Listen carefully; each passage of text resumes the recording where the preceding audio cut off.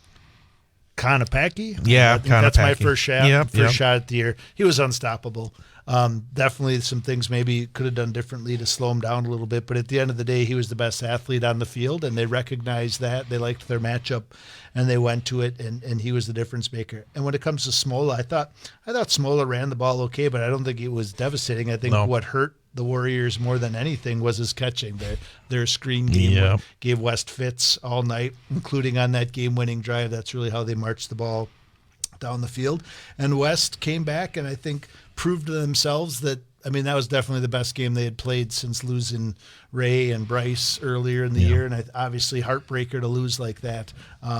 But all in all, a nice season for the Warriors, and congratulations, Spash, moving on. And gutty for Ray Reinick. He had not played since the Stevens Point game early on. He gave it a go. I was at practice a couple of times last week.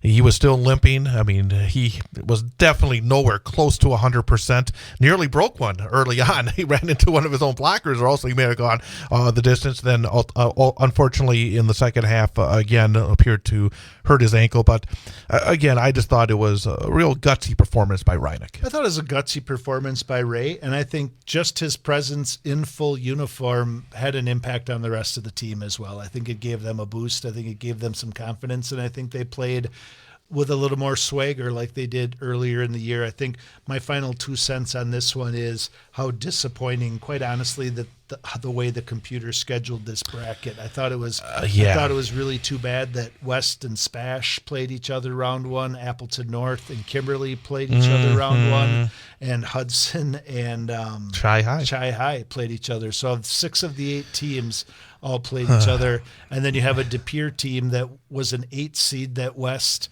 beat 35-7 during the season, goes down and plays a 1 seed and wins 59-0 or whatever it is. It just seems like there's got to maybe be a better way to balance these all out in this division. And it's hard. Division 1 in this part of the state is hard because you're taken from East, West, and Central. DC Everest had a rough go of it at Neenah. Neenah 54, Evergreens 28. Neenah 8-2, Everest 7-3. Ashton Van Beek 9 of 10, 146 yards passing. Grant Dean 15 carries, 111 yards, 3 touchdowns, 278 yards on 35 attempts for Neenah, 7.9 yards per carry, and then 2 interception returns for touchdowns within 1 minute of the third quarter broke it open. Logan George was asked to put a lot on his shoulders. Threw it 42 times, 20 of 42, 263 yards, 3 touchdowns, but 4 picks. Xavier Edwards had 6 catches, 107 yards to score. Pearson McDonald, 5 catches, 99 yards, and a touchdown, and the Evergreens just could not run it. 48 yards on 23 attempts. Yeah, I think this is a good Neenah team. I think that's what DC Everest found out when they went over there. I was talking to Coach Mike Matthews, our athletic director today, who was at the game last week, and he said it was classic Neenah football. 1, they're a good football team. 2, another one of Coach Young's sons was one of the best players, and much like what happened to the Warriors a few years ago at home in a playoff game, their best players, their quarterback and their running back, were also their best players on defense and just kind of took the game over. And he said our 2 best running backs were on the sidelines in knee braces, and their best players on both sides of the ball kind of took them apart. And when you're forced to throw it that much against a good defense, mistakes happen. I think, when you're behind and you ask Logan George, he's got to make plays. He made some plays, but unfortunately the interceptions are really tough to overcome. Yeah, it's kind of like that's how misleading stats are in the NFL for quarterbacks. Oftentimes the leading quarterbacks are on teams who are playing from behind the whole game. So a lot of attempts, a lot of completions, a lot of touchdowns, but a lot of losses as well. We have to take another timeout, take a news break here at the bottom of the hour, then come back. We'll continue to recap Level 1 action in high school football, Division 2, 3, 4, 5, 6, 7, and the 8-player, and then come back as well at 7:06 with our student-athlete guest, Wyatt Harris from Mosine. He's Jason Foster. I'm Chad Holmes. More of the Big High School Sports Show coming up on Bull Falls Radio, 98.9 and 1230.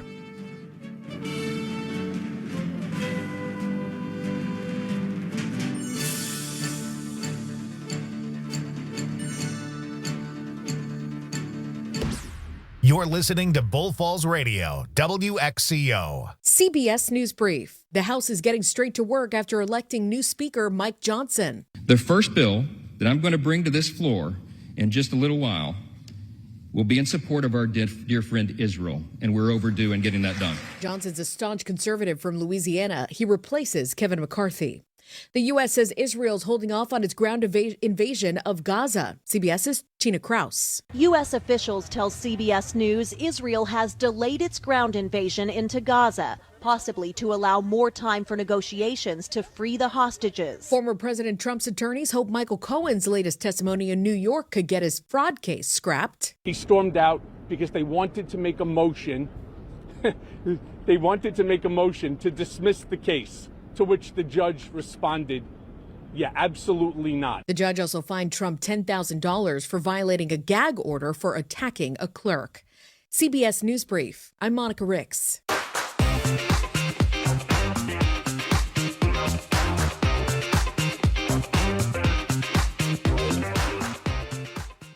For Civic Media News, I'm Terry Bell. Here's what Wisconsin needs to know. At least 17 people have died on Wisconsin dairy farms since 2009, but only 8 of those deaths were investigated by federal workplace safety agents. That's according to an investigation by the nonprofit newsroom ProPublica. The Occupational Safety and Health Administration is the federal agency responsible for workplace safety, but OSHA is banned from enforcing safety laws on many farms with fewer than 11 workers. Another day, another cyber attack in Wisconsin. This time, the Rock County Administrative Offices in Janesville says it was hit. The county's administrator says a criminal actor hacked the county's network database, encrypted some files, and demanded almost $2 million to put everything back the way it was. The headquarters of Quick Trip and American Family Insurance were also recently hacked. I'm Terry Bell. This is Civic Media News. Now here's what you need to know closer to home. Timeout. All right. Remember, we're a team that plays together. Listen, the winning will take care of itself. We just have to get everyone involved. In interscholastic sports, we celebrate what makes every one of us unique. And in the pursuit of a common goal, everyone in the huddle, in the bleachers, and in the community comes together. This message presented by the WIAA and the Wisconsin Athletic Directors Association.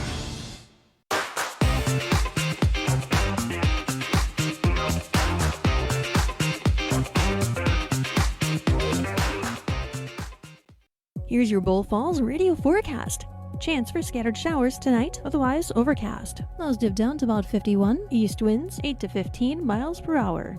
Scattered thunderstorms likely tomorrow, high of 60. Scattered thunderstorms likely tomorrow night, lows around 49.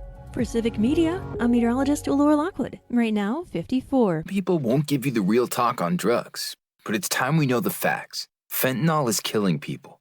It's a powerful opioid, often made illegally and commonly mixed with illicit drugs. It can even be pressed into counterfeit pills that resemble prescription medications.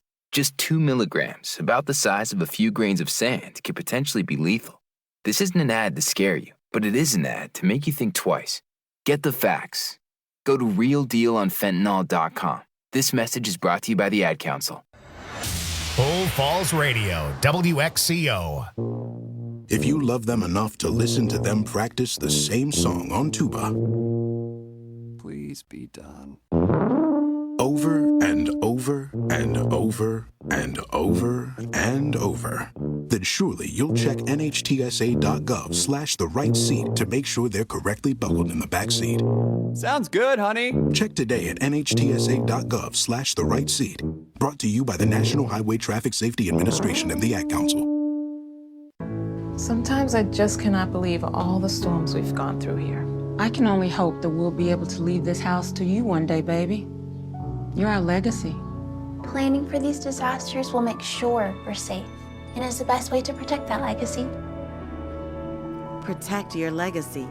Visit ready.gov/plan for the tools and tips you need to start your emergency preparedness plan today. Brought to you by FEMA and the Ad Council. From the Wisconsin River to Rib Mountain, you're listening to Bull Falls Radio, 98.9 FM and 1230 AM WXCO.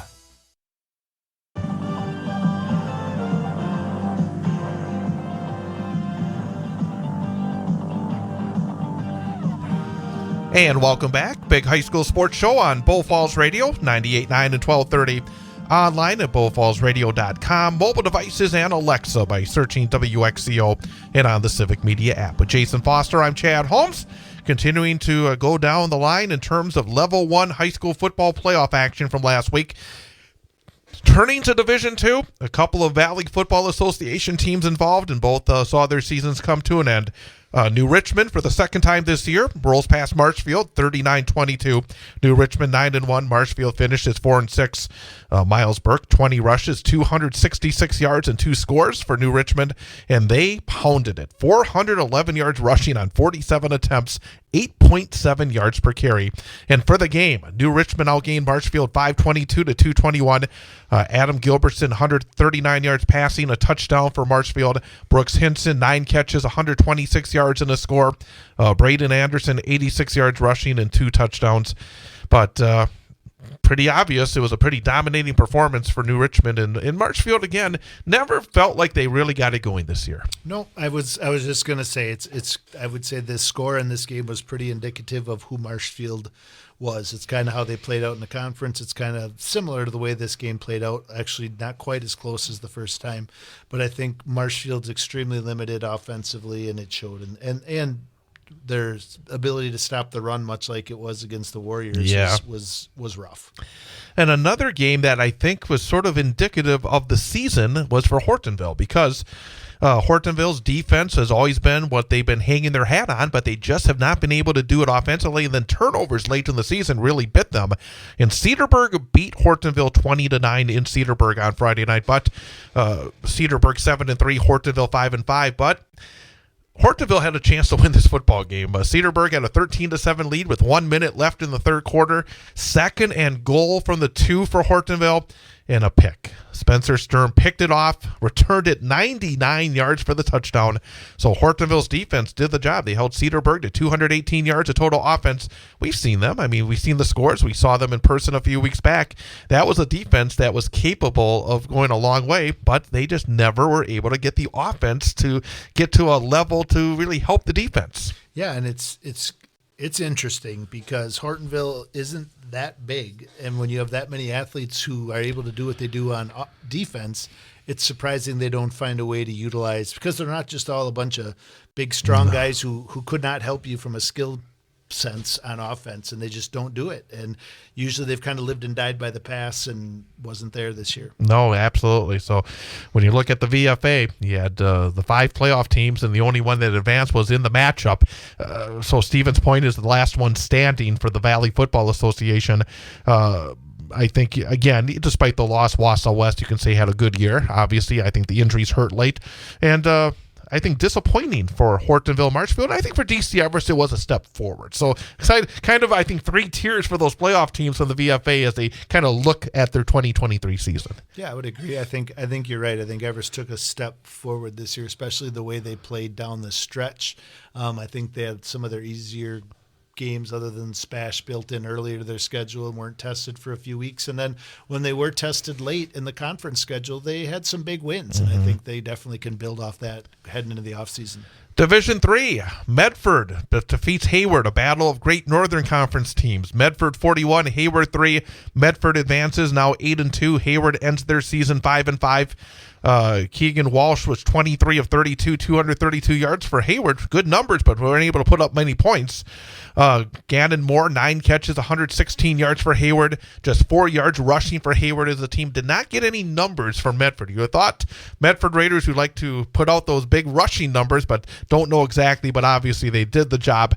And again, for Medford, I think when you look at the brackets, you're happy to face another team from the GNC in the first round, and often that is the case. And not as often this year, but this year Medford got the opportunity, and for the second time beats Hayward this season, and now Hayward will bid adieu to a Medford in the GNC. Yeah, and they're probably not sad about that. Probably not. And I would say not only is this game indicative to how this matchup went in the season, but it's also kind of indicative to where the GNC was at this year. It was kind of 2 schools were the haves and everyone else was the have-nots, but by beating each other and getting those wins, some teams made the playoffs. Like the fact that Hayward's a 5-5 football team is probably overstates what they are, what they were this year. We're going to talk about 2 other 5-5 football teams that may be in the same boat when you're talking about that. First, Rhinelander. The Rhinelander Hodags 5-5 finish after having a rough go of it in Onalaska last week, 56-6. Hilltoppers with the win, they're 7-3. Rhinelander 5-5. Onalaska QBs combined to go 14 of 18 for 252 yards and 5 touchdowns. Landon Bates had 9 carries for 69 yards and a touchdown for Rhinelander. It's always interesting when you see teams, and we've seen a number of the teams where they start off really well and then they kind of have rough goes of it. I think Rhinelander's one. We'll be talking about Wyowega Fremont as well. How do you judge seasons like that where you get off to such a good start like Rhinelander did, and boy, they just really struggled coming down the stretch? I think part of it is schedule, kind of like we've talked about so often this year with CWC large and small, and in the Great Northern as well.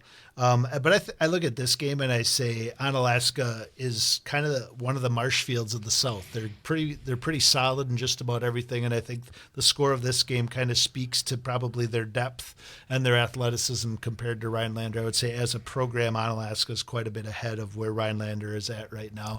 Rhinelander can compete and win some games in the GNC, but outside of that, they got a ways to go. And it's incorrect on my sheet I gave to you as well. Antigo finished 4-6, and we're talking about Antigo here. 4-6 Antigo. They lost to Fox Valley Lutheran 42-14. So Red Robins finished 4-6. Fox Valley Lutheran advances at 7-3. 35-0 in the second quarter. So it was really over pretty quickly. Alec Napcavage for the Red Robins, 12 rushes, 58 yards for Antigo, and a very balanced attack for Fox Valley Lutheran. 205 yards passing, 204 yards rushing. But for a program like Antigo, and again, I mean, we know the history of what Antigo has been able to do, but the last couple of years, they were struggling to fielding teams, and they did take steps forward this season. So obviously, you don't build Rome in a day. So it was a much better campaign for Antigo. You take the playoff berth, you take, again, the steps forward that I think it's a little different circumstance for Antigo. You do have things you can really try to build on starting next year. Yeah, and I think when we talked to Coach earlier in the year, I think a big step for them was numbers, right? Getting some guys back out after it had been so sparse for a while. So if this success gets you 10 more guys out for football next year, I think that helps take the next step forward. And Lakeland, like last season, basically the 10 games, you could say they started with 4 losses. They had 5 wins, and then they lose in the level 1 playoff. So Lakeland finishes 5-5 after falling to Sparta, 43-8. 6-4 Sparta. I thought it was going to be a little tighter, and actually for a while it was. Lakeland actually took the lead 8-0. It was 8-8 after one quarter. It was 22-8 at halftime, and then Sparta pulled away, outscoring Lakeland 21-0 in the second half. Only 8 points, but Noah Bruckner had a big night on the ground for Lakeland. Ran 34 times for 179 yards. So sometimes you have to see the game.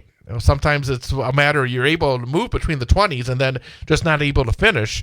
So Bruckner did the job. But again, the thing that kind of jumps out, and I think we can take it from this game and then take it from the other games we talked about, these teams that did squeeze into the playoffs for the Great Northern Conference, still a lot of work to do to get to that next level, to not only get through the conference and win the games you're supposed to, but then have the talent to compete just to win a game in the postseason playoffs. Yeah, I'll be very interested next year. I assume, and I don't know this for sure, but I assume with the conference realignment for football, with adding East and Tomahawk and losing Ashland and Hayward, if they shuffle their deck a little bit with the order of their schedule, because it played such a big role this year, right? Yes, it did. Rhinelander, hot start, struggled at the end. Lakeland, the exact opposite. So maybe having those tough games spread out a little bit more throughout their season helps with that as well. And also, I mean, I think it's almost a little more than that as well, because you look at what East did against Lakeland and then what they did against Rhinelander.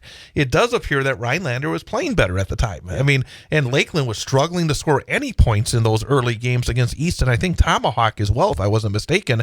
Probably games they expected to win in those non-conference games. So I think for Lakeland, it was this year at least, maybe not last year, but this year at least, it was a case where they started slowly. And then, of course, they had Mosine and Medford in those first 2 conference games. But at the same time, it was a program that looked to get better as the season went on. But I guess it's a little, I expected a little more this time. When I saw Sparta, because it wasn't, last year they faced Medford in the first round. This time they went outside the area, a Sparta team that was 6-3.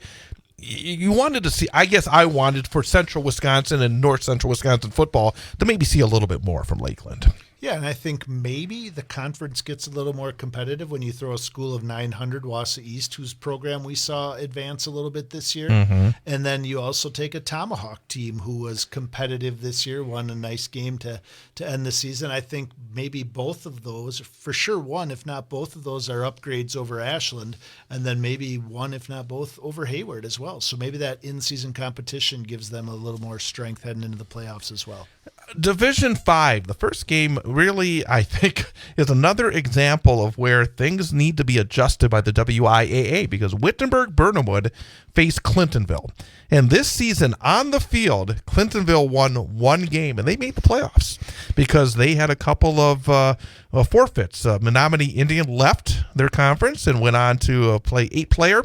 And Northern Pines did not field a varsity team, so they had 2 forfeit wins. They did, and again, they probably could have, I don't know whether or not, how many choices they had, but the 2 games they picked up as replacement games, they lost. So they were 1-8, and yet, because they had 3 wins in the conference, they were able to get in the postseason. They lost to Wittenberg-Burnhamwood 46-8. Nathan Wapenake had 8 rushes, 111 yards, and 2 touchdowns. 5 of 11 passing, 35 yards. Marshall Fraze up, 10 rushes, 103 yards, and 2 touchdowns. Whitburn ran it up and down the field, 384 yards on 35 carries as a team. But obviously, we're going to find more about Wittenberg-Burnhamwood this week because, again, one of those brackets where it's like, you face a 1-8 team in the first round of the playoffs. At home, you're expected to win. Yeah, I think that, I don't know from a Wittenberg stand where they're at from this. Like, did this? It was just like having an extra bye week, so you're maybe not a little rusty. We'll talk about their matchup with Amherst in a little while here, but yeah, this is definitely kind of like a bye week or a gimme for them. And again, I should know the answer to this, but I don't. I do not know if the computer plays a role in choosing the field or just setting the brackets once it's chosen. But I would like to think, I'm pretty sure it's not about choosing the field, it's the brackets. Well, I would like to think if there were human beings involved that we might take that. So if there's a 3-6 team that did not make the playoffs but actually had 3 on the field wins, I would like to think that they would have a better chance of making the field than a team who truly only won 1 football game during the season. Amherst, they struggled, but they beat New Holstein 14-0. Amherst 7-3, New Holstein 6-4. Game was scoreless with 3.5 minutes left in the second quarter. Then Amherst Nasiah Holland intercepted a pass, returned it 50 yards for a touchdown. 3 plays later, Amherst intercepted another pass, and then they would score 2 plays later. And that was it, all the scoring. And Amherst defense stopped New Holstein on downs at the 4 and the 11 in the second half. So obviously it was a bit of a struggle for Amherst, but they advance. Yeah, I think the offensive struggles is probably what might end up being the end of them when the end comes. This should be a great game this week, but that's kind of been their MO with the losses they've had this year. They've played good teams. Obviously, we know how good Stratford is and Whitburn. I forget who they were, one non-conference. Yeah, it was a good team, though. I would say it was a good team, but not a great team. You know what I mean? So the Amhersts that we know of the past have won those games or been competitive or they've been shootouts. And I would say, obviously, great job by their defense, but you're going to have to score more points than that to make a deep playoff run. And Colby defeated Durand, Arkansas, 34-30. Brody Vagut, a game-winning touchdown on an 11-yard run with 48 seconds left in the game for number 1 seeded Colby. Gavin Voss, 25 rushes, 126 yards, 2 touchdowns. Colby, a big edge in rushing yards, but Durand, Arkansas quarterback Brett Brydung hit on for 340 yards and 4 touchdowns. But boy, on 8-1 and just barely surviving was Colby. The one thing I know about this, the reason I know it, Coach Johnson's cousin is one of the coaches for Durand. And I know over the last 5 years, Durand has actually had a pretty solid program, like no state runs or anything like that, but they've made a couple of fairly deep runs in the playoffs. So a good program there. And I think when we look at the rest of these scores, we're going to find out that maybe outside of Edgar, the Marywood wasn't maybe as strong as we thought it was this year. Maybe not. We have more to come. Got to take a quick break, and then we'll talk about Division 6, Division 7, and the 8-player Level 1 playoffs after we come back. Along with Jason Foster, I'm Chad Holmes. Big High School Sports Show on Bull Falls Radio, 98.9 and 1230.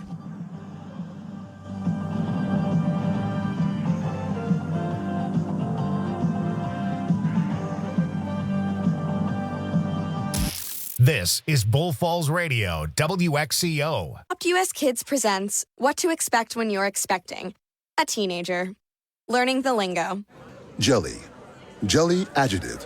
Jelly is a shorter, better way to say jealous.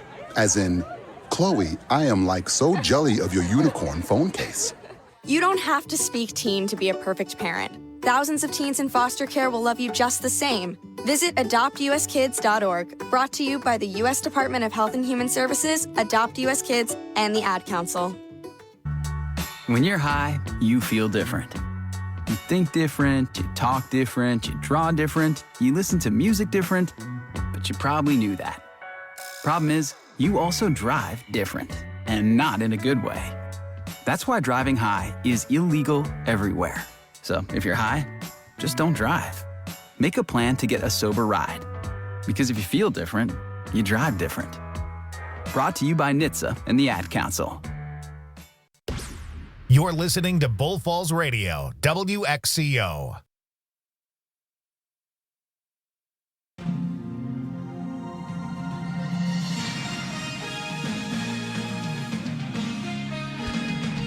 And welcome back. Big High School Sports Show on Bull Falls Radio, 98.9 and 1230, bullfallsradio.com, mobile devices and Alexa by searching WXCO and on the Civic Media app. Again, our student athlete guest coming up at 7:06 will be Wyatt Harris from Mosine. And I skipped right past Division 4. And thankfully, Coach Foster said, hey, are you skipping Division 4? And I said, what? No, I skipped Division 4. And Mosine this year, usually Division 3, this year Division 4, and Mosine rolled past Bloomer 55-16. Gavin Obremski 12-17, 227 yards and 3 touchdowns. Keegan Jershely 6 catches, 158 yards, a touchdown and an interception. Wyatt Harris, our guest coming up, 10 rushes, 69 yards, 3 touchdowns. Elliot Yurkovsky 10 tackles and interception. It was 27-0 early. 27-0 second quarter, made it 34-0 at halftime, 48-0 after 3, and Mosine dominates Bloomer. And again, it's going to be interesting to see how Mosine goes through this bracket. That's a little bit different. Yeah, and maybe good. You may see some different teams. They avoided that first round GNC matchup and had a lot of success outside the conference, so hopefully build some confidence going into level 2 and 3. Let's go right to Division 6 in a game that Tom Weaver had here on Bull Falls Radio last Friday night. Looked for a while like another 8-1 as Marathon had an 18-0 lead at Auburndale at halftime, but then the Eagles came back and defeated Marathon 21-18. Colton Weiler, an 11-yard touchdown run with 2:18 left in the game, wins it for Auburndale. Marathon was 0 for 3 on 2-point conversions. Auburndale was 1 of 2 on 2-point conversions and then added a PAT on their final score. Caden Anderson, 10 of 26, 124 yards and an interception, added 28 rushes for 122 yards and a score for Auburndale. Weiler, 15 rushes, 94 yards and 2 touchdowns. Cooper Huxama, 9 of 25 passing, but 208 yards, 3 touchdowns and an interception. Tyler Underwood, 4 catches, 88 yards and 2 touchdowns. Truthers, 15 carries, 59 yards. And boy, Marathon, we talked to both Cooper Huxama and Tyler Underwood last week. There was confidence and there was reason for it, but you have to give Auburndale a lot of credit. You're down 18-0 at home in the playoffs, and they dig themselves out. Yeah, looking at the scores from earlier in the year, is that that 2-point conversion thing? Is that a marathon? Like, do they start for it, and then if they don't get it, they go? Because that's interesting. I know, to me that you lose the you points. both scored 3 touchdowns, you lose by 2 points. That's a tough. You're kind of chasing from the get-go there. Stratford over Wyowega Fremont. Stratford 9-1 beats Wyowega Fremont, who started 6-0 but loses their last 4. 49-0. It was 21-0 after 1, 35-0 at halftime. Kohler Kilty, 15 rushes, 189 yards, 2 touchdowns. Jack Tubbs, 7 of 9 passing, 110 yards, 2 scores and a pick. And the Stratford D holds Wyowega Fremont to 187 yards of offense. I think Stratford is going to be a load in Division 6. Yeah, I was kind of waited. And again, they were the number 2 seed and Auburndale the number 1 seed. Yeah, kind of waited 11 weeks to hear about what actually happened in the Stratford-Edgar game. So it's great to hear from Coach Sinz tonight, just all the things that went wrong for Stratford. But obviously they have corrected since then and are certainly on a path to make a run back to Madison. Cadott, I'm sorry. Nope, go ahead. Cadott then upset Abbotsford 7-2, 22-20. Jordan Peters found Nolan Bloom for a 15-yard touchdown with 4 seconds left in the game to give Cadott the win. Abbotsford led 13-0 at halftime and then took a 20-8 lead in the second half, but a special teams play really turned it around because Cadott returned the ensuing kickoff for a score. J.V. Castillo ran 20 times for 173 yards and 2 touchdowns for Abbotsford. They ran for 288 yards, 7.8 yards per carry as a team, but boy, number one, giving up a pass with 4 seconds to go and also giving up that kickoff return in the second half has to sting. Yeah, Abbotsford was built to win this game with their ability to run the ball and play good defense. Home game, I believe this was the 6-3 matchup.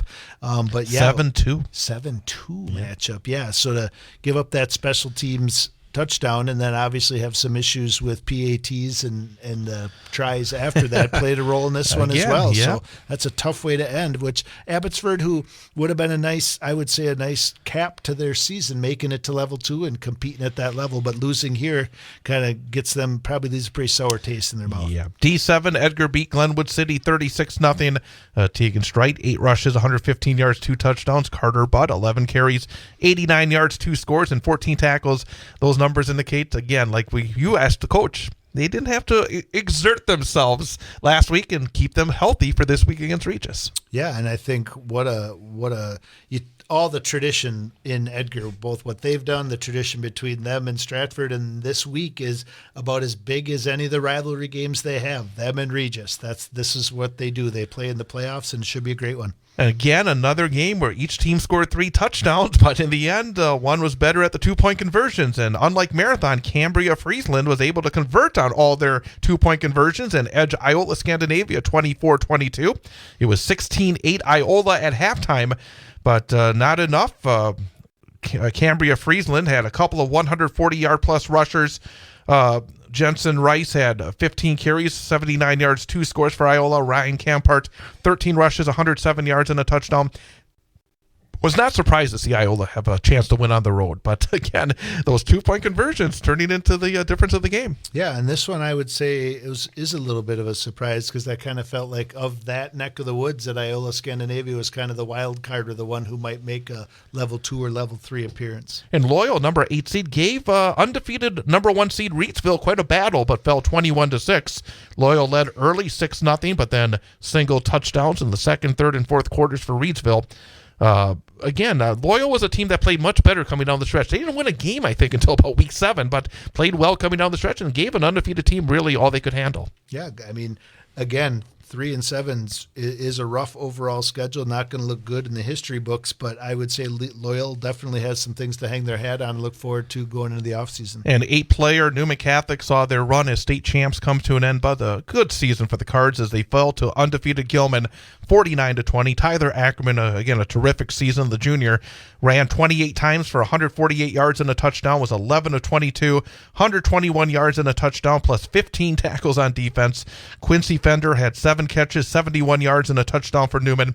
Backup quarterback Logan Halida was 12-14, 206 yards, 2 touchdowns, and a pick for Gilman. Troy Duhlman, 16 rushes, 119 yards as well.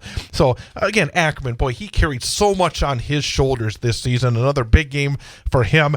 And when you see a backup quarterback come in and throw like that, it's tough to overcome if you're Newman. Yeah, and it was great talking to Coach Micklig last week and knowing the significance of this team. Like, this could have very easily been a 3-6, 2-7 team, the way they started the year and that being completely unsure with a brand new squad. So I think at the end of the day, when you look back at this season, Coach Micklig's going to be pretty proud of what they accomplished. We got to take a time out for top of the hour news, and then we'll come back with our student athlete guest from Mosine High School, Wyatt Harris. Outstanding running back and linebacker coming up next. It's the Big High School Sports Show. One more hour to go here on Bull Falls Radio, 98.9 and 1230. Your home for the Chad Holmes Show. Weekday mornings, 8 till 10 on Bull Falls Radio, 98.9 FM and 1230 AM WXCO. Did you know this local radio station is part of Civic Media? Learn more about the entire network at civicmedia.us. Bull Falls Radio 1230 AM and 98.9 FM WXCO programming is broadcast from the Bug Tussle Studios. Bug Tussle, keeping you connected to the world around you. Love your hometown? Don't miss the Devil's Advocates radio show on the road for the very first Fall in Love Hometown Tour 2023. Rudy's doing DC, baby. The rest of the week I'll be there. I got some big guests lined up. And you'll have to tune in for those very special guests live from Washington, D.C. this Wednesday and Thursday. Catch the broadcast starting at 4. Road trip with the Devil's Advocates Fall in Love Hometown Tour 2023 on your local Civic Media radio station and the app. You're listening to Bull Falls Radio, WXCO 1230 AM, W255DN Wausau, and always streaming on the Civic Media app. This is CBS News on the Hour, presented by Indeed.com. I'm Christopher Cruz. Republicans have nominated Congressman Mike Johnson from Louisiana to be Speaker of the House, the fourth candidate for the job in just 2 weeks, says CBS's Nicole Killian on Capitol Hill. Johnson was elected after House Republican Whip Tom Emmer couldn't secure enough support. Emmer was Speaker designate for about 4 hours before he withdrew from the race. Former President Trump called Emmer a rhino and said he would be a tragic mistake. There could be a vote on Johnson's nomination as soon as this morning. It's not clear he has the 217 Republican votes to get the job. Here he comes. Cave, a fly ball to right field. Over is Carroll. He's got it. And the Arizona Diamondbacks are headed to the World Series. The call from TBS Sports. In fact, the Diamondbacks are going to the World Series for the first time in 22 years. They stunned the Philadelphia Phillies 4-2 in Game 7 of the National League Championship Series last night. Arizona will play the Texas Rangers for the world title. Game 1 set for Friday night. Israel appears to be getting closer to a ground invasion of Gaza, says CBS's Holly Williams. The Israeli military says that they've already launched limited raids into Gaza to kill militants. But obviously something much bigger is expected, especially if you look at troops massed near the border with the Gaza Strip. National Security Council spokesman John Kirby acknowledges an invasion would cause collateral damage. This is war. It is combat. It is bloody. It is ugly. And it's going to be messy. And innocent civilians are going to be hurt. Hurricane Otis is now a catastrophic Category 5 storm and has made landfall near Acapulco. It could drop as much as 5 to 10 inches of rain on Guerrero State, with as much as 15 inches possible in some areas. Another strike in progress. The St. Lawrence Seaway, a crucial marine shipping route that links the Great Lakes to the Atlantic Ocean, has been shut down after nearly 400 union workers went on strike. They want better pay to keep up with the rising cost of living. If it wasn't for the St. Lawrence Seaway, the Lakes region and the rest of the world would not be connected the way they are with the Seaway there. Aaron Benziger is with Chicago-based Central Marine Logistics. CBS's Jim Krasula. NHL players are going to be allowed to use Pride tape this season. The league and the Players Union agreed to give players the option to represent societal causes with stick tape during warm-ups, practices, and at games. This is CBS News. You need to hire? Indeed is with you every step of the way, helping you attract, interview, and hire candidates all from one place. Visit Indeed.com/credit.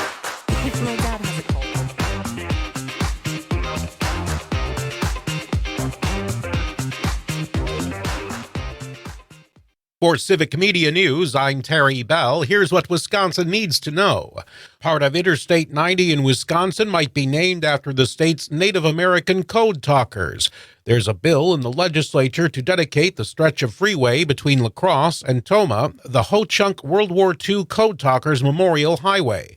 Code talkers used their tribal languages for secret communication to help the U.S. Army win World Wars I and II. The state of Wisconsin is joining a federal lawsuit against the social media company Meta. 32 other states are part of the suit. It accuses Meta of knowingly designing and launching addictive features on Instagram and Facebook, leading to a mental health crisis for young people across the nation. The coalition also says it's looking into the social media app TikTok for similar reasons.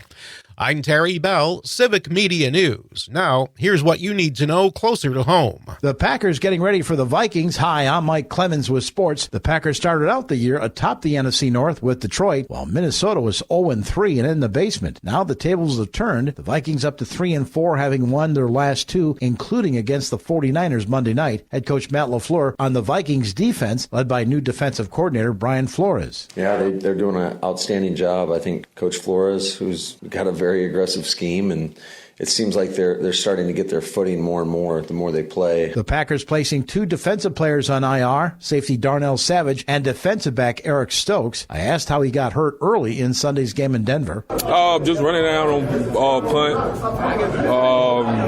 tried to accelerate again, and felt a little pop in my hamstring. Elsewhere, former Packers place kicker Mason Crosby with a tryout for the L.A. Rams. Baseball, the Milwaukee Brewers granting permission to the New York Mets to interview manager Craig Counsell. No other details. With sports, I'm Mike Clemens.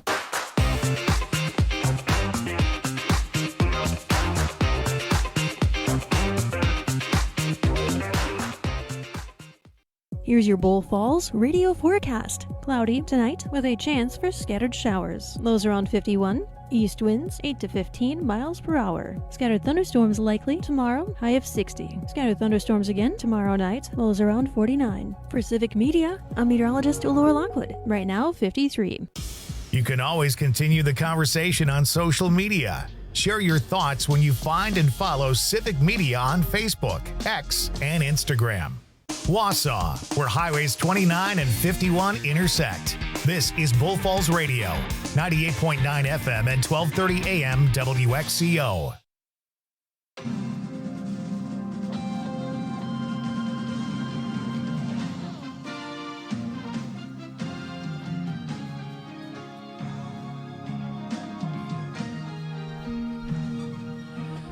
And welcome back. It's the Big High School Sports Show on Bull Falls Radio, 98.9 and 1230, bullfallsradio.com, mobile devices, and Alexa by searching WXCO and on the Civic Media app. With former Wausau West head football coach Jason Foster, I'm Chad Holmes, and time as we do each and every Wednesday night, start of the second hour, our student athlete guest for this week. And from Mosine High School, very happy to welcome outstanding running back and linebacker Wyatt Harrison. Wyatt, number one, it's always great when somebody's able to come on up, join us in studio. Really appreciate it. A couple of nights before your big game. Yeah, thank you for this opportunity. I mean, it's good to give my team a platform and talk for the guys, and I love it. Terrific. And I guess before we talk specifically about yourself and talk about maybe what you've been doing on the field, your team. Been an outstanding season, 9 wins and 1 loss, had a level 1 win impressively last week. I guess maybe a thumbnail sketch of what the season's been like. Starting off in the summer when you started practice, what were the expectations? How has the team come together? What's been your overall impression on what your team has been able to accomplish in the first 10 games? Yeah, for sure. So over the summer, we lost 2 key players, Barnes Bunkelman and Davin Stoffel, and those guys played huge roles for our team. So we kind of knew that some players are going to have to step up in big roles. And throughout the summer, we had to determine who's going to play where and all that. And then eventually we started kind of figuring it out. I had to step up for middle linebacker. Elliott had to step up for middle linebacker. And Jerry had to come and play outside linebacker, switching down from defensive back. So it was a big figuring out process throughout the summer. But once we figured things out, we were confident. We got a lot of athletes on this team, a lot of guys that can make things happen, and we've been doing that. So you go through the process you just talked about. Mm-hmm. You guys have a nice tradition at Mosine right now. We've had some really nice teams over the last several years, 5 to 10 years, and then you're a little uncertain because you got to make some changes. And week 1 is Stratford, a team that you don't always beat, but that you've been competitive with, and that it wasn't, right? That it wasn't as close as it's been historically. So things have gone really well since then. What did the outcome of that game? How did that impact you guys, and what's changed since that night? I think that game was really important to kind of help us figure out who we are, right? We weren't very confident in our positions at that time. And it's just an experience thing. That game gave everybody that small experience at their new positions. And it was really important because I think we had a sense of overconfidence maybe. And after last year's game, it was a close game. And I think that we were all thinking that it was going to be a lot closer, and we just weren't ready. They weren't clicking, and we realized that we need to make an improvement for sure. And they were the defending state champs, so they were no schmucks. Well, something we were kind of talking about during the break is the idea of Mosine football over the years being one that would throw the ball around a lot, have a lot of passes, a lot of attempts, a lot of yardage. And this group is more, I would say, more within the between the tackles kind of a team in terms of toughness. And for yourself, obviously, as a running back and a linebacker, could you talk about the mentality? Because obviously Mosine's had that tradition of maybe going over the top of teams instead of going through them. Is this mentality a little bit different for Mosine? Yeah, it's all about being tough this year. Our linemen, and they're doing an excellent job. We got to be prepared to do a little bit of everything, but when it comes down to it, we want to run the ball. And those guys, they know how to do their job. And all the credit for my running goes to them 100%. But those guys get it done in there. I mean, and a lot of them play both ways too. So it's all about that endurance and staying strong in the trenches. So it's given me the opportunity to run the ball more, which I love for the team and for the guys. But yeah, for sure. So following up with that, we talked about it a little bit off air. Like, what are the? I think there's more pros than cons, but what are the pros to playing both ways? Like, obviously you get to be on the field a lot, but when you talk about the mentality of the team, and if we have when we read the stats every week and watch the games, we see the same names on both sides of the ball having great offensive games, lots of tackles, interceptions, that sort of thing. How does that impact the overall mentality of the team? I think connected between offense and defense, everybody's a lot tighter, and you know that you have those same people that you trusted on one side of the ball come to the other side of the ball with you, and I think that's really important. When you have a whole defensive unit that goes out and that's their job, there's a lot of things that are interworking things. Our offensive guys have a really good idea of what the other teams are running, because when they're on defense, they can read that offense a lot better than someone who was maybe just playing only on defense. And I think that's really important to have understanding of both sides of the ball really well. So. Again, we're talking to Wyatt Harris from Mosine High School, senior running back and linebacker, here on the Big High School Sports Show on Bull Falls Radio, 98.9 and 1230. We mentioned as well, we had your coach on as our coach guest the week of the Medford game. And that was obviously the game. It's always the game in the Great Northern Conference. And this year you had to go on the road and you shut them down. Before that game, talking to the coach, we were saying, hey, it'd be fun to come back home on the bus and spoil their homecoming. And that was the game of the season of the GNC. What were the keys for your team in that game against Medford? And maybe what did you find out? Because you had the game early against Stratford. That didn't go your way. Then you went through a lot of games where, frankly, they weren't quite at the level maybe that Stratford is or that Medford is. Number one, the keys of that game, and number two, what'd you find out about your team that night? The most important thing was we had to stay tough. They're a team that's going to pound their rock at you. I mean, they're going to run the ball every play, and the minute you think they're going to pass, they're going to run again. So it's all about staying tough. Our linebackers needed to step up and make sure they hit those holes, and people needed to take on those lead blocks. They got 250-pound dudes coming to nail every you year, on the don't edge. they? Yeah.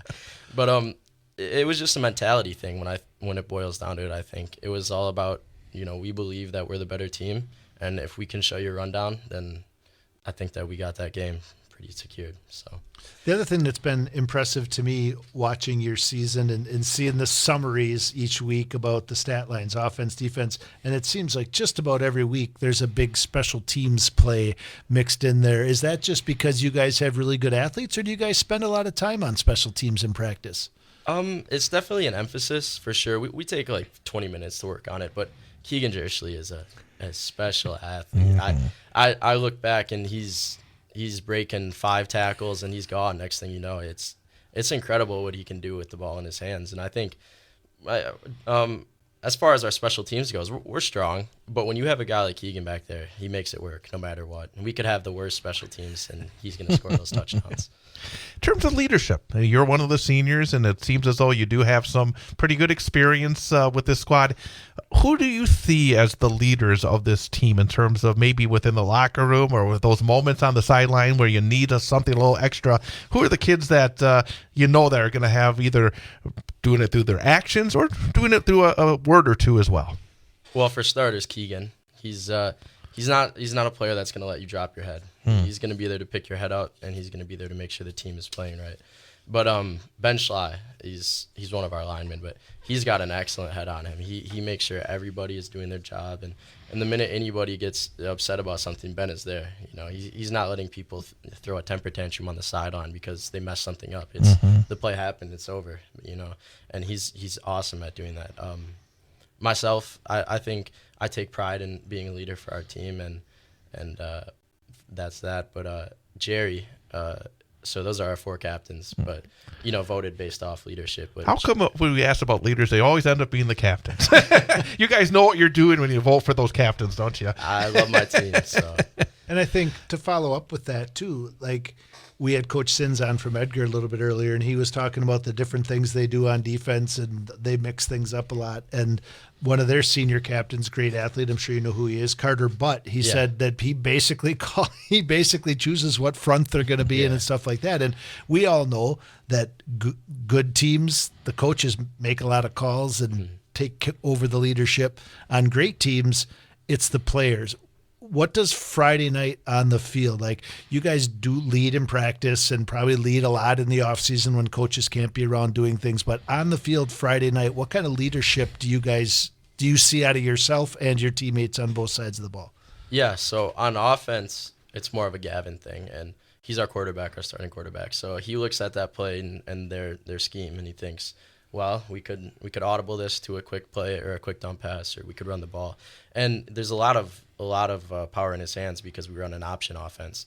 So he's reading those DNs and those linebackers coming up to determine if that's going to be a handoff or not.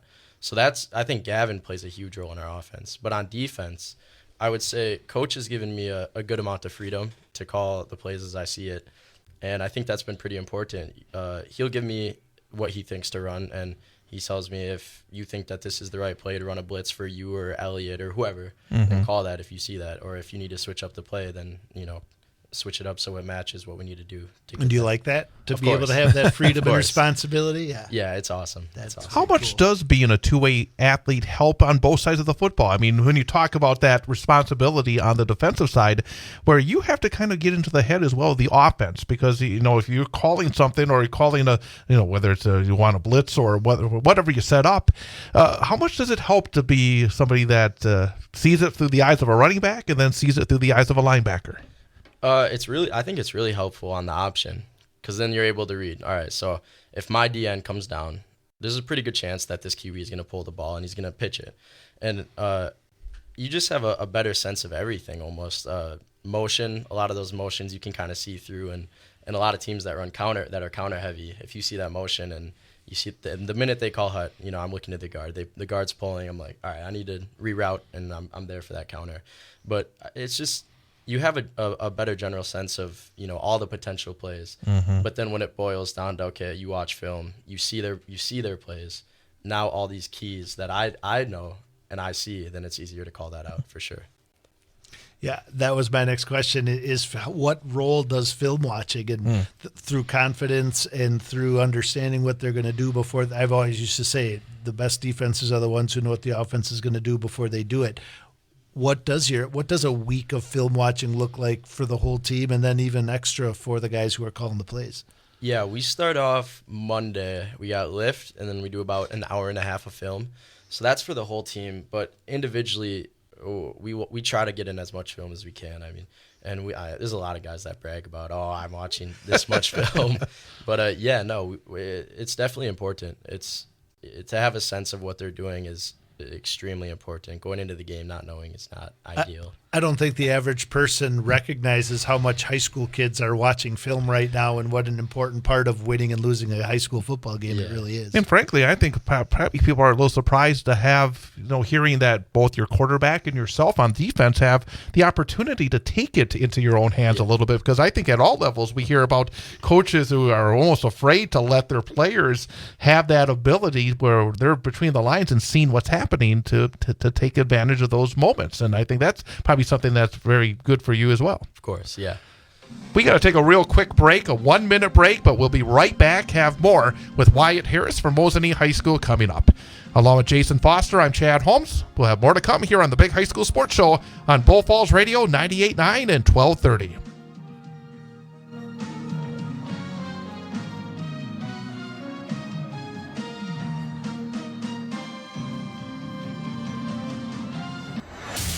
Bull Falls Radio, WXCO. Bug Tussle has been providing high-speed internet to rural Wisconsin before it was cool. Now we're celebrating the company and the bug that started it all. In honor of our mascot Buford's birthday and the anniversary of our company, we are giving new customers free service until 2024, and 5 current customers will win $1,000 each. For more details and to get Bug Tussle internet today, call 877-227-0924. That's 877-227-0924. Disabled or an elderly Medicare beneficiary with questions about Part D prescription benefits? The Disability Rights Wisconsin Medicare Part D helpline is here for you. Ask about saving money on your Part D premium, deductible, and copays. Call the Disability Rights Wisconsin Medicare Part D helpline anytime. 1-800-926-4862. 1-800-926-4862. Medicare's annual open enrollment runs October 15th through December 7th. This is Bull Falls Radio, WXCO.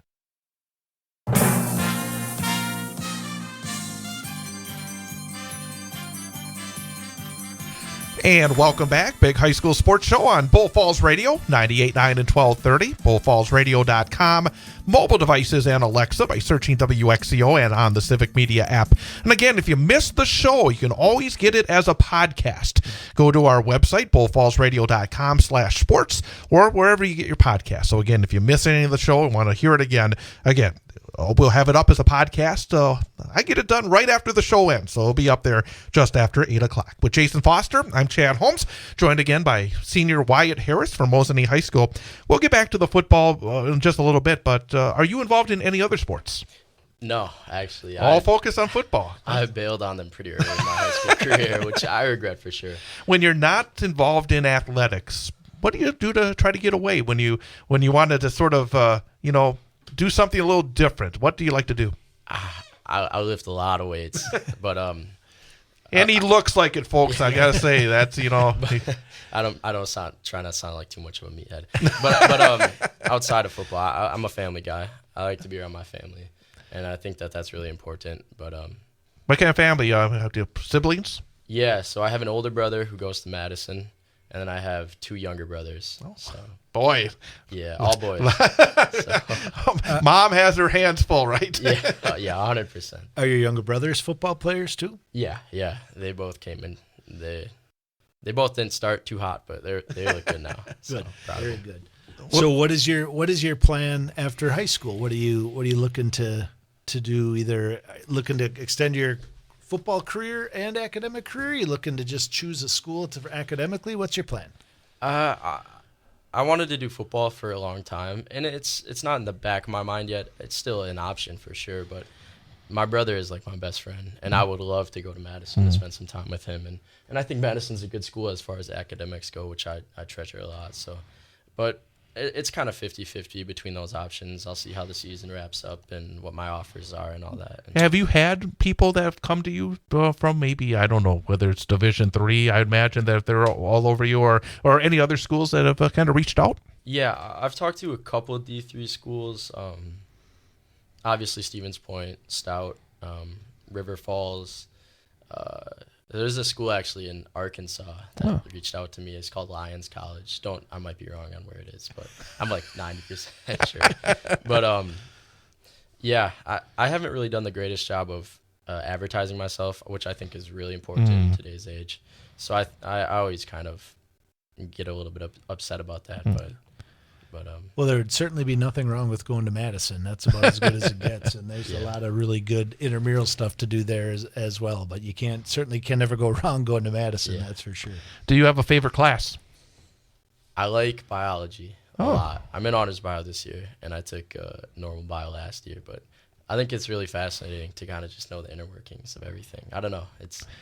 And do you have an idea? Again, this is not putting you to write down, this is what I'm going to do in the future, but do you have an idea maybe on what kind of career that interests you, I guess, at this point? I wanted to go for kinesiology for the longest time, but I also really like the idea of going for a doctorate. I think the having that ability to challenge yourself in such a prestigious career path like that that's something I kind of look forward to, is just the constant challenge in life. So I think that would be awesome, but we'll see. Again, we're talking to Wyatt Harris, senior, running back and linebacker from Mosine High School, here on the Big High School Sports Show on Bull Falls Radio, 98.9 and 1230. Well, Level 2, Friday night, Somerset. And Somerset had a big 36-12 win on the road at Oconto Falls last week. Number 2 seed Mosine gets to host again this week. And as you prepared, and Coach was talking about, you do look at a lot of tape now with the huddle and everything else that's out there. What have you seen with Somerset? What do you expect this week? They run a lot of counter. So they're a really run-heavy team, and they have a good running back. He's like 6'2", 220. He has 1,200 yards on the season. So our game plan right now is let's stop this run, and without giving too much away, obviously. I don't know how many Somerset folks are tuned in. I hope they are. But they're a really run-heavy team, so we're looking to stop that, and we want to make sure our line is recognizing all those counters and all those reverses and all that. But they're going to be tough, 100%. You can't. It's playoffs. It's not the time to be underestimating any team by any means. And like you said, they beat what was Oconto 3 seed, correct? Yep. Yeah, on the road. And that was shocking to us because, I mean, you always, in high school football, you're always kind of looking at that higher seed and team. And you believe those computers, don't you? Yeah. But, and Oconto Falls was a long trip for them, too, so they're kind of road tested as well. It was like 4 hours. Yeah, crazy. Absolutely. Kind of crazy to me that the guys are both, those 3 schools are all in the same. So running the football, you guys have had a nice test against Stratford early, obviously big, strong running team. Medford running powerhouse that you see every year in conference. You've talked a lot already about watching film and reading your keys and all that, which obviously can tell you're a good linebacker. So is there anything special you do, or do you just do what you guys do and do it really well this week? Any big, you don't have to tell us what the changes are, but is it pretty much status quo and just do it as flawlessly as possible, or you got some wrinkles? Yeah, I think we're going to stick to our normal game plan. I think we've got that pretty mastered. And if we have to make those adjustments, our coach is really good at making that within the game. But as far as making any changes go, I think we're just going to handle this like any other run team, especially because they're mainly out of a 5 front, so they're not really stacking the box too much like a team like Medford would, where we would have to maybe add a couple more linemen to just cluster things up a little bit. But I think our base defense should be able to handle this pretty well, for sure. Do they play on turf, or do they have a grass field? I believe it's grass, but don't quote me on that. But would you rather make a great tackle for a loss or score a touchdown? Score a touchdown. I love the feeling. What about this week offensively? You talked a lot about defensively. What do you expect when you have the football against their D? I'm going to make it happen. And that's not a cocky thing. I have all faith in my linemen. Those guys, like I said, they get it done. So I have the trust in them that they're going to give me the ability to run the ball, and I'm going to do my best. And what we do always to wrap up the interview, as we're coming up on the bottom of the hour, is especially for a senior who's been through it for a few years, and obviously with some younger brothers, I think you can give some great advice as well. But what piece of advice would you give folks that join your program as a freshman or maybe a sophomore that you've learned over the years, that maybe a piece of advice to take with them as they start their journey through Mosine football? Treasure those practices. Everybody hates practice. It's a huge thing. I love games. I hate practice. But some of those practices have been, life memories that I'll always keep in mind. Like growing up with these guys on the football field and spending every day with them at practice it's been awesome.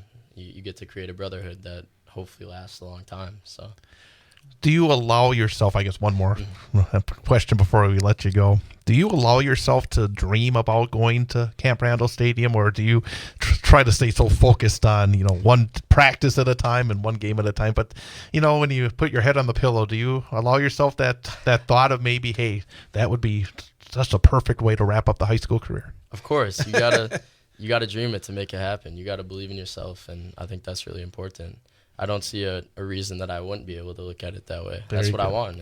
Anything else, Will? We got a minute here. Mosine's been there before, so it can happen, right? Hopefully that's the plan. Well, that is the plan. Great job tonight. Looking forward to seeing how things go Friday night, and best of luck not only this week but the rest of the season and moving forward in the future. Yeah, thank you. Thank Best you of luck making sure that the uniforms don't get completely muddied on Friday night. All this rain this week. Wyatt Harris, linebacker, running back of the Mosine Indians. Again, thank you very much for coming in. Yeah, thank you guys. We're going to take a timeout and look ahead to Level 2 playoff action. Coming up is the Big High School Sports Show on Bull Falls Radio, 98.9 and 1230.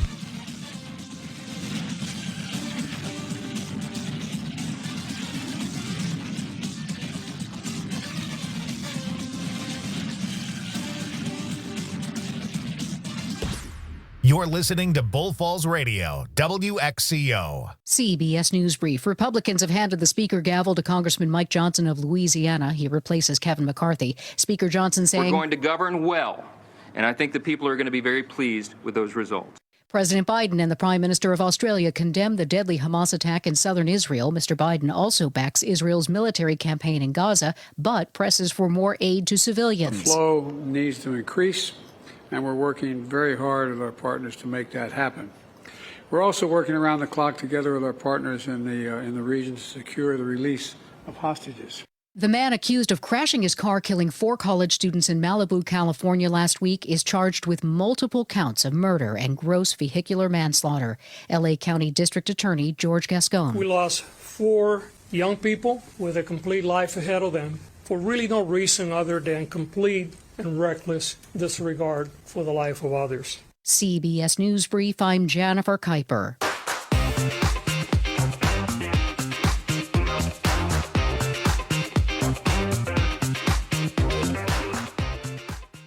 For Civic Media News, I'm Terry Bell. Here's what Wisconsin needs to know.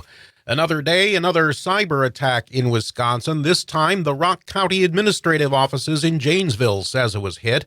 The county's administrator says a criminal actor hacked the county's network database, encrypted some files, and demanded almost $2 million to put everything back the way it was. The headquarters of Quick Trip and American Family Insurance were also recently hacked. There's a new member of the Wisconsin Elections Commission. Governor Evers is tapping longtime Eau Claire City employee Carrie Reipel. She served in the city clerk and human resources offices since 2011. Reipel says she'll be able to provide an expert's opinion in the role. She'll keep her job in Eau Claire while making regular trips to Madison. Her appointment is subject to state Senate approval. I'm Terry Bell, and this is Civic Media News. Now, here's what you need to know closer to home. Don't let biased algorithms or degree screens or exclusive professional networks or stereotypes, don't let anything keep you from discovering the half of the workforce who are stars. Workers skilled through alternative routes rather than a bachelor's degree. It's time to tear the paper ceiling and see the stars beyond it. Find out how you can make stars part of your talent strategy at tearthepaperceiling.org. Brought to you by Opportunity at Work and the Ad Council.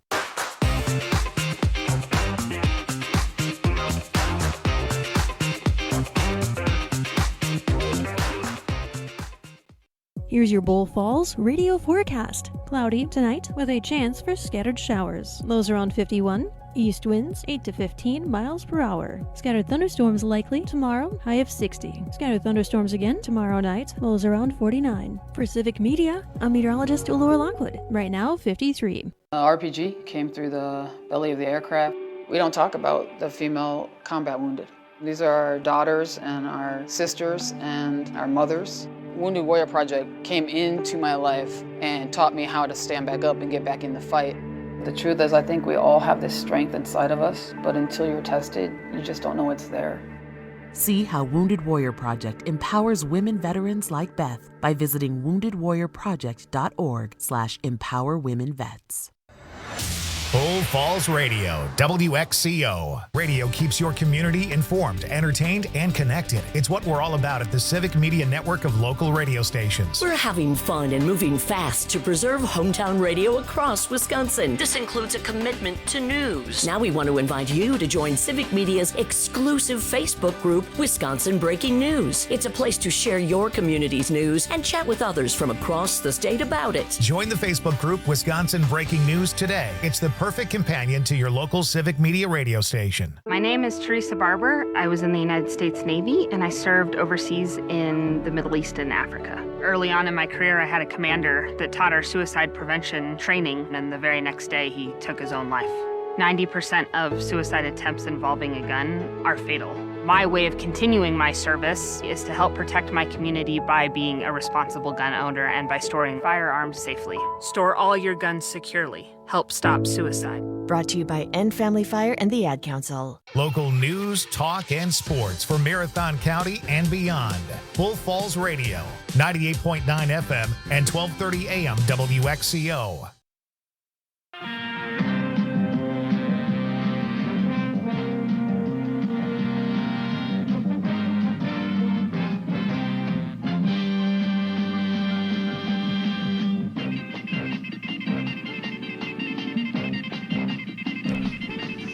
And welcome back. Big High School Sports Show on Bull Falls Radio, 98.9 and 1230. BullFallsRadio.com. Mobile devices and Alexa by searching WXCO and on the Civic Media app. With Jason Foster, I'm Chad Holmes. And boy, again, it's so great to see kids that really present themselves so well. And Wyatt Harris came in here and we had that short break in the middle. He says, I hope I'm doing okay. He's doing great. But it's like, comes on, you can see why he is a leader on that team, and that's what we see so very often, communicates so very well, and found out some interesting things again about why Mosine has been successful this season. Yeah, great young man. Interesting. It's not very often we get a young man in here who's a football-only guy and not playing other. Right. So I thought that was great too. Great to hear when you talk about things like how important his family is to him. It speaks very highly then of why he is so dedicated and committed and is also such a good leader. So Mosine's got a great one there. Very fortunate to have him. And obviously there's several others to make up a team and have a season like they're having this year. And how they think. I mean, that's sometimes it's very interesting that we've had a number of the kids come on who, when we ask them about, playing in the future, they really take this seriously. Well, the easy thing is, I want to keep on playing. I want to keep on. But they're always thinking about what would be the best route forward. And we heard in there from Wyatt Harris that, he has an option of Madison, but also the option of thinking about some other areas. And again, these kids really think. And that's something that has kind of jumped out at me in talking to a number of these kids this year especially. Yeah, and I think a message, and I'm not sure how many high school players are actually out there listening, but I think a great message that I hope most coaches are giving is if you are passionate about football, there's a place for you to play. Like every single, the great thing about football is every college from the smallest D3 all the way up, everyone's got 100 players on their roster. So regardless of your ability, if you are passionate, there's a place for you to play. But there's also nothing wrong with not playing. High school football is extremely special. You build really strong and positive relationships that, like he said, last hopefully, and most times do, last a lifetime. And there's absolutely nothing wrong with, at the end of 4 years, saying, this has been awesome. And the reality is you're not going to duplicate it when you go to college. Just college football is special in its own way, but it's a completely different animal as far as expectations and time commitment and all of those sorts of things. So I just hope that that there aren't any players out there who feel guilty about not pursuing it. You have to do what's best for you, and being a good, solid high school football player and creating great memories, regardless of the win-loss record, is something that stays with you your whole life. Real quickly, that actually brings up a great, interesting point that you see sometimes these players that dominate at the high school level, and you say, boy, they're going to, be able to play at that next level. And then you see others that are just maybe cogs within a team. And I got one example that you coached in Jack Behrens. And when he was playing quarterback for Wausau West, you did not throw the ball very much. In fact, I remember talking to his mom at the end of the season. It was a good thing that she was so happy that he was going to get a chance to play at Ripon. And that, she was worried because he didn't pass as much because you had, obviously, Colton Gehring to hand the football off to, that she was worried that the colleges weren't going to notice and that Jack wasn't going to get the opportunities. And now, as a sophomore, I believe, he's a sophomore, if I'm not mistaken, he's the starting quarterback for Ripon. In fact, I saw last week their team defeated an undefeated team last weekend. So he's getting a great opportunity. But you're right. I mean, even if you are not the star, but if you have, the leadership or the intangibles, even along with, obviously, you're going to need some physical skills, that you just don't know what that next level entails. And that's why it's good to really look at the options, talk to those coaches, talk to the universities, and get all the information before making such a very important decision, and try not to. And again, people that go from college to college, I mean, obviously things happen, but that's hard as well. I mean, it's not easy to make those right decisions, is it? No, not at all. And I told all of our athletes always, like, the first thing, and not everybody knows what they want to be when they grow up. Exactly. Right? That's so why when I ask the question, it's like, as a freshman in college, you don't have to know. But if you do have an idea, if you want to be an engineer, don't go play football at a school that doesn't have an engineering degree. And that's a really good example, because so few schools do have engineering as a major. But last Friday in Spash was kind of neat, because based on some positive things that have happened in the Wausau West football program, it draws attention to you, and a lot of our athletes have had the opportunity to go play at WIAC schools. So last Friday in Spash, we had two grads who are playing for UWSP who are on the sideline. And then on Saturday, UWSP was playing River Falls. And we have two players who are playing for River Falls right now. So all those guys were at the game and kind of could talk to each other. But it's kind of neat to have that connection if that's where you go. And the other thing I would say to people, if you are on that D2, D3 bubble or whatever, and you can go somewhere and far away and they'll pay you $500 a year to play D2 football, I understand that's a good feeling, and to be able to tell people you're on scholarship, that's awesome. But you'd be hard-pressed to find better football than is played in the D3 and the WIAC, and your parents and family and friends can come to just about every game on Saturday. So a lot of awesome opportunities right here in the state of Wisconsin. Let's talk about Level 2 action. Division I, Stevens Point at Kimberly. I know you've been talking, I think we've been talking off the air. Again, very interesting matchup, as Kimberly has not been that force coming down the stretch. They had that 14-13 loss against Kaukauna. They beat Appleton North 14-0. They beat Appleton North 10-7. And then you got Stevens Point, who's been putting up some pretty good numbers offensively. We saw it. I mean, I think twice I've been a little surprised in different ways from Stevens Point. Number one, the way that they were able to force the turnovers and win, by 20 against West the first time. But I was probably more surprised last week that they put up 32 points, because that West defense is really good. So this Stevens Point offense has got potential. What do you see with this matchup? It's extremely intriguing. Obviously, I am all Spash all the way on this one, because I want to see our conference go over and represent. I do feel like maybe Kimberly is not the state championship Kimberly that we've grown to know and see, and that and loathe. Yeah, well, that too. And now that I say that, this game will be 50-0. I know. But I don't think it is. I think the one thing Spash really brings to the table this year is the balance of their run-pass game and how they pass the ball to their running back as well in their screen game. So I think it is a nice matchup against a team in Kimberly that struggled to score some points this year as well. And we all know that the Fox Valley Association has some really good football teams. So part of the reason they struggle to score and have a loss or two is because their competition is outstanding. But I think this is a nice opportunity for Spash to go over there and see, maybe is the Wisconsin Valley Conference or Valley Football Association taking a step closer, a step forward, which does not appear to be the case in some of our other matchups. So it'd be nice for Spash to go over there and represent. The winner of that one takes on either Chippewa Falls or Neenah. And obviously, Chippewa Falls had that big win at Hudson last week. Now they make the long trek from the western part of the state to the eastern part of the state. What Neenah did against Everest last week was impressive because the two losses Everest had earlier this year against Stevens Point and against Hortonville, they had the football in their opponent's territory in the final minutes of the game. One-score games at the time and a chance to win. That was the first time all year that anyone really blew out DC Everest. It feels like it. And again, I saw Chippewa Falls against Everest earlier this year. Did not impress me.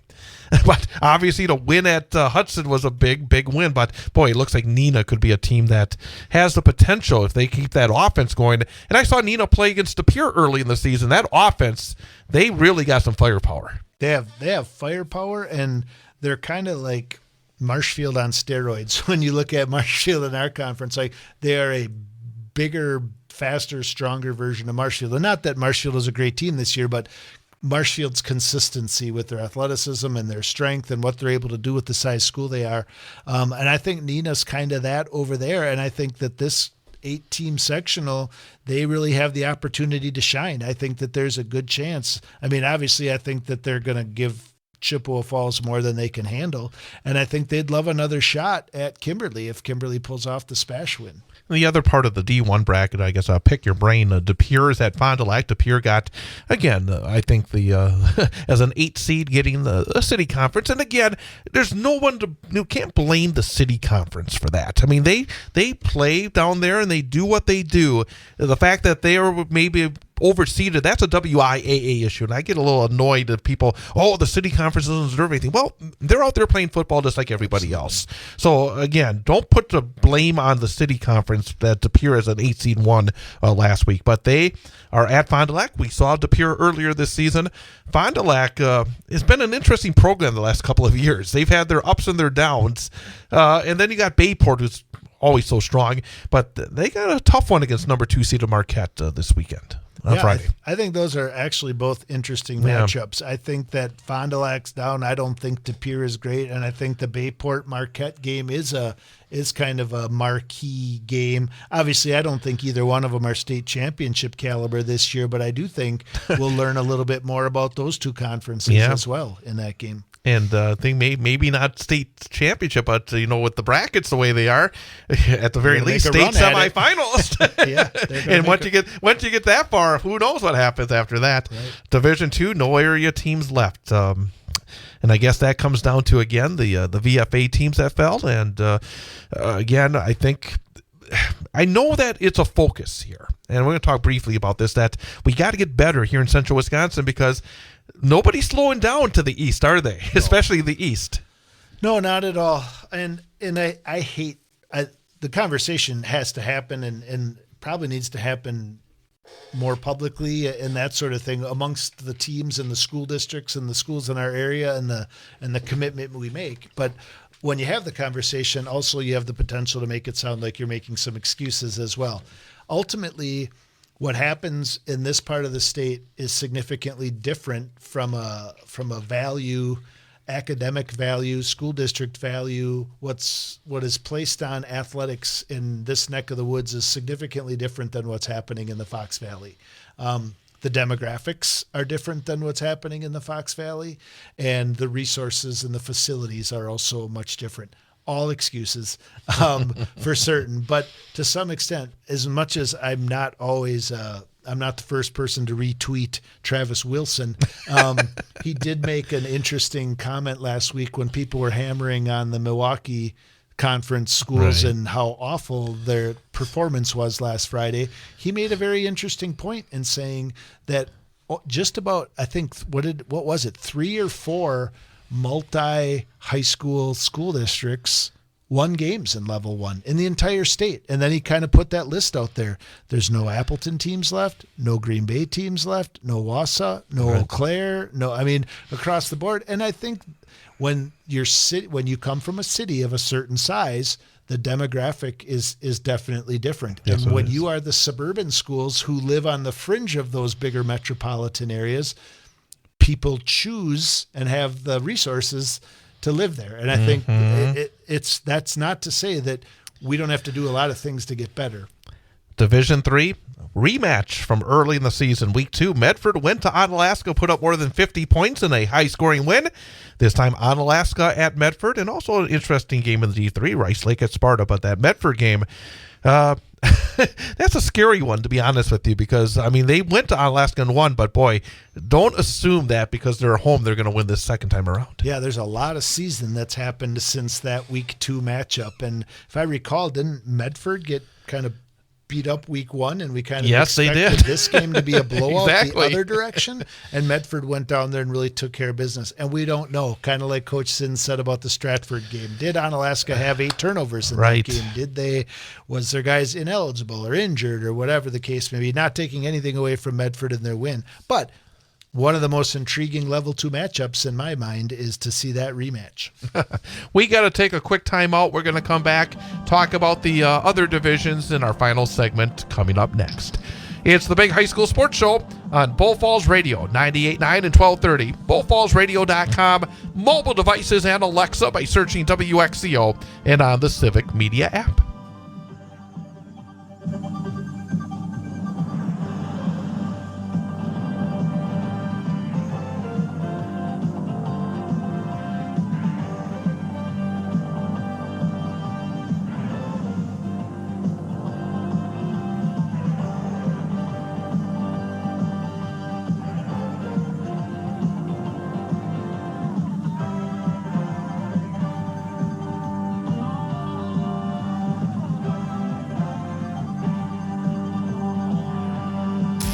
This is Bull Falls Radio, WXCO. Could there be a better name? Auto Value Parts Stores. They aren't just about air fresheners or fuzzy dice. Auto Value Parts Stores are all about parts, auto parts, and advice. Pros who know auto parts with tons of tips when you need them the most. You want real value? Don't go to a place with a cute name. Go to Auto Value. Could there be a better name? I didn't think so. Your Auto Value Parts Store. We've got the parts, we've got the smarts. Love your hometown? Don't miss the Devil's Advocates radio show on the road for the very first Fall in Love Hometown Tour 2023. Rudy's doing DC, baby. The rest of the week I'll be there. You know, I got some big guests lined up. And you'll have to tune in for those very special guests live from Washington, D.C. this Wednesday and Thursday. Catch the broadcast starting at 4. Road trip with the Devil's Advocates Fall in Love Hometown Tour 2023 on your local Civic Media radio station and the app. You're listening to Bull Falls Radio, WXCO.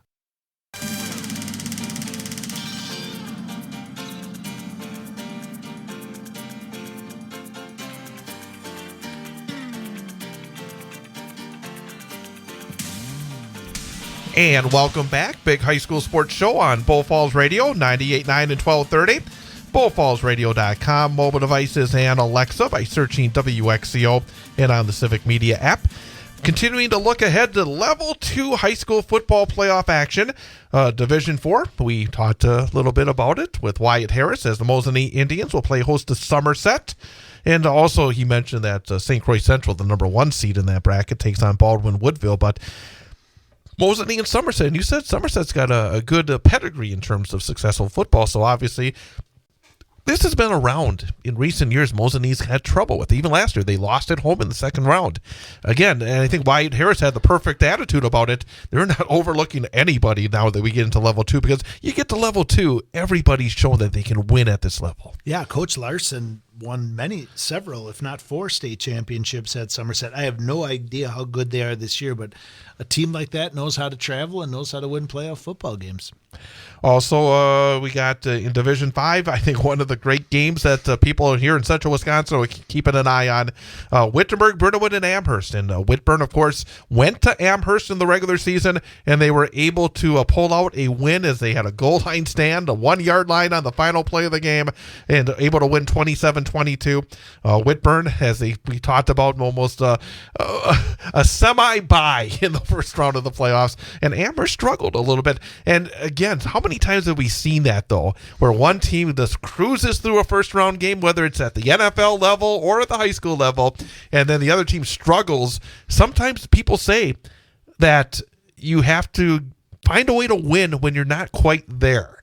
You have to make sure you advance, because maybe not every night you're going to be 100% on top of your game, and that could be the case for a team like Amherst, who has also a great winning pedigree. But for Wittenberg-Burnhamwood, they have been so good this season, it feels like that's going to be a tough one for Amherst. Well, and just looking at this one makes me nervous for Wittenberg, too. The fact that they beat them at Amherst and this one's at home, I mean, the table is just set for what should be a really good football game no matter what. I mean, Wittenberg's rolling, generally speaking, but in this game, it was nip and tuck, and Amherst could, like you said, Amherst could have very easily won it. They're on the road. They're the underdog. It would make me nervous. Another D5 game that's, again, a team that just seems like they've been struggling a bit is Colby. They had that great start. Then they got shut out by Edgar. They finished the regular season losing to Auburndale. And then last week, they barely were able to win in a 1-8 game that ended up going to the final seconds. And this week, they take on St. Croix Falls. But it just feels like Colby has been scuffling just a little bit lately. Yeah, and we kind of touched on it real briefly when we were doing the summaries earlier. Is it possible that Edgar's that much better than everybody, and that maybe those teams aren't as strong as maybe their record showed, and it's kind of getting exposed a little bit in the playoffs? And Stanley Boyd, I think this is a game where they go on the road against Northwestern. I think the Stanley Boyd team has the potential. They played in a very tough Clover Belt conference. I know, talking to Coach Winkler from Marathon, who is a Stanley Boyd guy himself, but they saw them early in the season and said, really fast. I think of a road game where a team could step up, Stanley Boyd has that potential. And I think Stanley Boyd probably has even a slightly better pedigree than Northwestern, but Northwestern has a pretty decent record as far as making it level 2, level 3 good. So this should be a really good football game. Division 6, boy, this is a massive game. Stratford, again, Mondovi's probably saying, we'd rather be going to Auburndale. I know it probably shouldn't say this out loud, but Auburndale 1 seed, Stratford 2, Mondovi 3. Mondovi tied Regis for the conference championship in the Clover Belt. They struggled actually last week. They won 34-30, I think, over Bonduelle. So they had a little bit of a struggle last week, but still, they beat Regis during the regular season. They have two 1,100-yard rushers. Yeah, they're 9-1. Stratford's 9-1. Boy, this one has the makings of a massive matchup.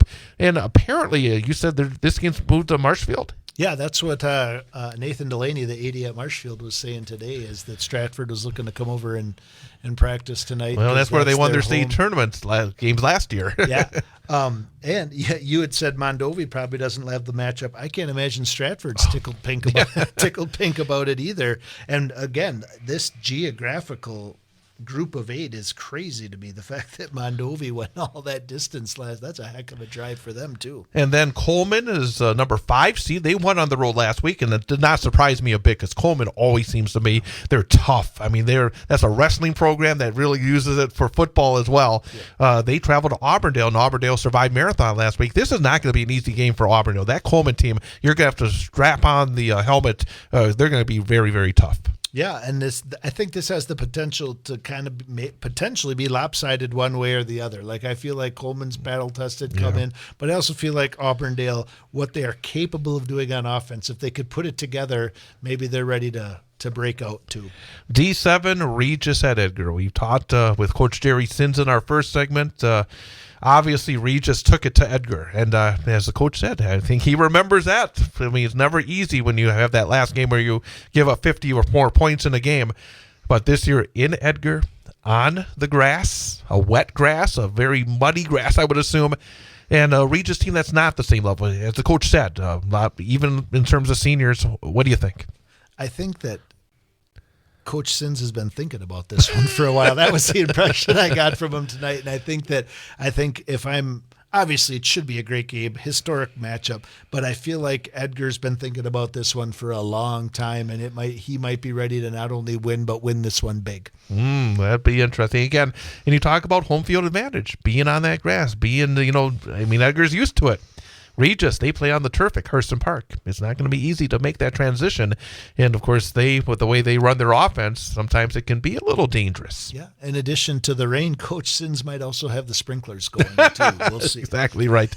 Really, an 8-player, our area team in Newman Catholic is out, but I think a Thorpe-Gilman game is going to be a lot of fun. They played in the regular season. It was a closer game than really the score indicated. And this year, it's actually interesting. The last couple of years, Newman was so dominant. It's much more open in the 8-player game. And I think for the 8-player game, to have some exciting games coming down the stretch will help 8-player football, I think, here in Wisconsin. Yeah, and not necessarily our area, but I kind of like the Three Lakes Florence matchup. You know them, yeah. Well, I know them, and that Newman kind of played both of them yes, early they did. on, and Week they 1 played and 2. each other early on, so be interesting to see if a team can come from that neck of the woods. That's right. So, again, lots of interesting games on Friday night. Hopefully all the rain will be pushed out by that point. Boy, last Friday, what a beautiful night, huh? Spoiled.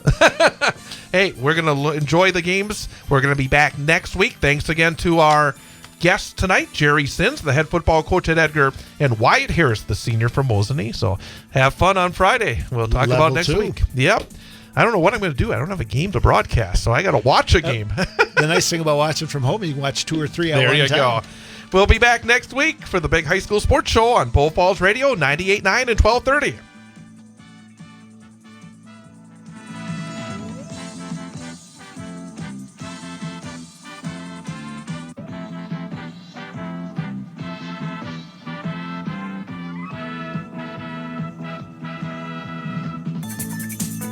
Your station for local news, talk, and sports. Bull Falls Radio, 98.9 FM and 1230 AM WXCO. The Civic Media Network of radio stations across Wisconsin. It's your hometown radio. Refreshed. Bull Falls Radio, 1230 AM and 98.9 FM WXCO programming is broadcast from the Bug Tussle Studios. Bug Tussle, keeping you connected to the world around you. Hi, we're the Goo Goo Dolls. We're fortunate that our daughters have what they need to grow and learn.